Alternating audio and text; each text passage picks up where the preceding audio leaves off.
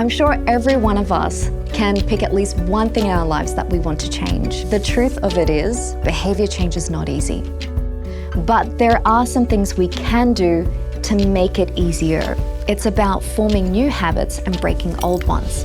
It requires doing that behavior over and over until it becomes something we do without even thinking about it. How do we make those habits stick? This is where nudges come into play. Nudges are these things in our environment that allow us to unconsciously engage in behaviors. The first nudge is priming. So these are cues that we can put in our environment to make us primed and ready to go. It could be having your trainers by the door to remind you to be more active or engage in sport or go for a walk. And the second key nudge are defaults. Defaults reduce our choice.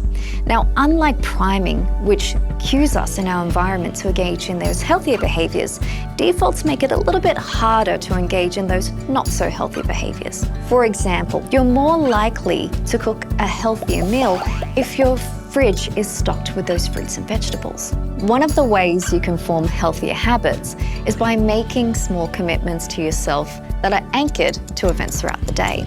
When I finish brushing my teeth, I'll go for a walk. Or when it turns 9 o'clock, all screens off. So how do we stay motivated in living a healthier life? It's about celebrating those little wins. And it's also about having a plan and taking those first steps.